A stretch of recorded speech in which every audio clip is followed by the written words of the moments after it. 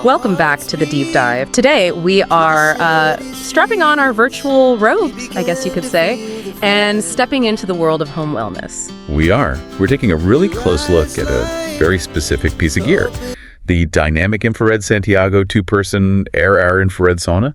Yeah, we've gone through the specs, the design analysis, a ton of customer reviews. The mission today is to figure out if this thing is just a luxury splurge or if it actually delivers on performance. Exactly. Is the value really there? Okay, so let's just jump right in, because before we get into wood types or anything, we have to talk about the core tech. This is a FAR Infrared Sauna, and that is not the same thing you might be used to at the local gym. No, not at all. And that's really the key difference here. A traditional sauna, a finished sauna, that works by convection. You're heating up rocks, pouring water on them, and heating the air to this really intense steamy temperature. It can be a little stifling sometimes. It can. FR infrared is totally different. It uses waves of light to generate heat that warms your body directly. So you're not just sitting in a hot room, the heat is actually penetrating. Exactly. And the user experience is, well, it's just much more gentle. You get a really deep therapeutic sweat, but at a much lower, more tolerable air temperature. And it gets going faster, too. Oh, way faster. Yeah. A traditional sauna can take, 45 minutes, an hour to really heat up. The sources say the Santiago is ready for a session in about 10 to 15 minutes. Wow. But here's the point that, for me, is the most intriguing thing right off the bat. It's the practical side of it. I think I know where you're going with this. The plug. The plug. It runs on a standard household outlet. A regular 120-volt, 15-amp outlet, the same one you'd plug a lamp into. Honestly, you can't overstate how huge that is for a homeowner. I mean, if you buy a high-power traditional sauna, you're almost certainly hiring an electrician. Oh, yeah. You're running a special 240-volt circuit. That could add $500, $1,000, maybe even $2,000 to your total cost. It's a major hidden cost and logistical nightmare. So the Santiago it completely removes that barrier. That alone puts it in a whole different category for someone who just wants the benefits without a major renovation project. That convenience factor immediately makes it a top contender. Okay, so we've established the power part. Let's get into the blueprint. What are we looking at physically? Well, it's a 2-person unit, and the footprint is surprisingly manageable for what it is. You need a space that's about 4 feet by 4 feet. So like the size of a small bookshelf, basically. Pretty much. It's 6'3" high, so most people can stand up, and just under 4 feet wide. It's really designed to fit into a spare room, maybe the corner of a big bedroom, that kind of thing. And the material has to be pretty durable to handle all that heat. Right. It's made from solid, reforested Canadian hemlock. And that's a popular choice for a reason. Why hemlock? Well, for one, it's naturally antimicrobial. It also resists warping and cracking from the heat cycles, and it has this very neutral, light wood look. I saw that in the reviews. A lot of people really liked the lighter color. They said they preferred it over some of the more orange-looking woods on other models. Yeah, it definitely looks more like a modern piece of furniture, not just a big wooden box. So inside, how does it generate the heat? You said it's not rocks. No, it has 7 carbon fiber heating panels placed around the interior. Carbon fiber, why is that better than, say, older ceramic heaters? Surface area. The carbon panels are huge, like big sheets. They cover almost the entire wall. Okay, I see. This means they give off a very broad, even heat.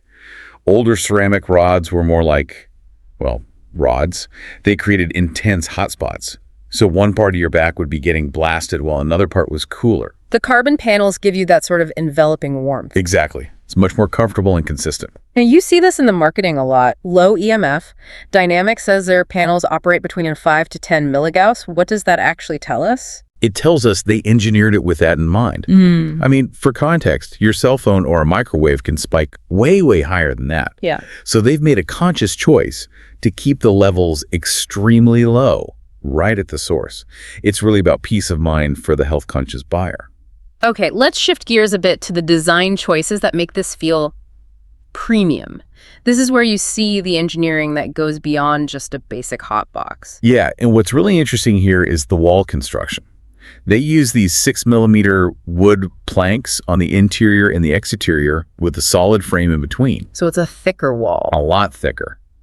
The manufacturer claims, and analysts seem to agree, that the walls are about 40% thicker than many of their competitors. 40%? Wow. So that's all about heat retention, I assume. That's the main thing, yeah. But the bigger benefit, long-term, is efficiency. How so? Because the cabin is so well insulated, the heaters don't have to work as hard to maintain the temperature. They cycle on and off less. Which means it uses less electricity. Precisely. You're saving money on your operating costs every single time you use it. It's a really smart design choice. Okay, that's a compelling point. Now, what about the other features, the more spa-like touches? I see it comes standard with chromotherapy lighting. It does, and it's not just a gimmick. It's an integrated LED system that cycles through different colors. The idea is that different colors have different therapeutic effects. Like what? Well, a cool blue light is supposed to be calming, maybe help with melatonin production. A warmer amber or red light is thought to be more energizing, help with circulation. So you could actually tune the environment to your goal. If you're doing a session before bed, you'd pick the blue light to help you wind down. That's the idea. It makes it a much more holistic experience. And this next feature is pretty unique. A foot reflexology heating floor. Yeah, this is a big one. Think about it. The floor is usually the coldest part of any heated room. So this has its own heating panels right in the floor. It keeps your feet warm, which is huge for overall circulation, and it helps the heat distribute more evenly throughout the whole cabin. Plus, you've got the simple tech. Easy controls, I assume. Very straightforward. Just an interior panel for temperature and timer. The last thing you want when you're trying to relax is to mess with complicated settings. And it has Bluetooth audio built in? Yep. Integrated speakers, a preamp. You just connect your phone wirelessly. You can listen to music, a podcast, a guided meditation, whatever. No need to bring your phone into a hot, potentially humid environment. When you add all that up, the thick walls, low EMF, the lights, the foot heat, it really does feel like they're selling a complete wellness system, not just a sauna. That's the package. You're paying for all those things to be included and engineered well from the start. All right, but this is a deep dive, which means we have to talk about the trade-offs. No product is perfect. What are the honest pros and cons from the reviews? Okay, let's start with the big wins. Pro number one, we've hit on it, is the plug-and-play power.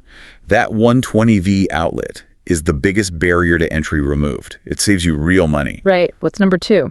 The durable and efficient build. Those thicker hemlock walls mean it holds heat incredibly well, which lowers your operating costs over the life of the unit. Number three has to be all those integrated features we just talked about. The chromotherapy, the foot heater, low EMF, it all comes standard. No upselling. And number four is peace of mind. It comes with a strong 5-year warranty that covers all the parts. For a big purchase like this, that's a huge vote of confidence from the company. Okay, now for the compromises. Where do people run into trouble? The first one is immediate, and it's logistical assembly. It's required. Ah, the flat pack furniture problem. Exactly. It ships on a pallet, and it weighs 330 pounds. Reviewers are very clear on this. You need 2 strong adults, a ladder, and a few hours to put it together. And I saw that the glass door panel is especially heavy. Very heavy and awkward. So you need to be prepared for that delivery. This isn't like a small Amazon package showing up. It's a one-time project, but it is a project. Got it. What's the next con? It relates directly back to that 120V convenience, and that's a slow heat-up time to its max temperature. Okay, so its max temp is 140 degrees Fahrenheit. Users say it takes a while to get there. Yeah, that's the consensus. It gets to 110, maybe 120 degrees pretty quickly. But that final climb to 140 can really drag on. It's a direct trade-off for not needing a 240V line. So you just have to plan ahead. If you want that peak temperature, you need to turn it on, say, 30 or 45 minutes before your session. You do. You have to preheat. And the final con is pretty minor, but it comes up. What is it? A few people mentioned feeling some slight drafts, either around the door seal or at the floor. It doesn't ruin the experience, but it can affect that peak heat retention just a little bit. Okay, so let's get to the final verdict from customers. It has a fantastic rating, right? 4.7 out of 5 stars. It does. People who buy it and get it assembled seem to really love it. The positive feedback is all about how solid it feels once it's built and how effective the sweat session is. They feel the therapeutic benefits. Yes. And the other thing that really stands out is the customer service. That's always a good sign. A really good sign. When people had minor issues, like a damaged part on arrival or a question about a small gap, they said the company was super responsive and helpful.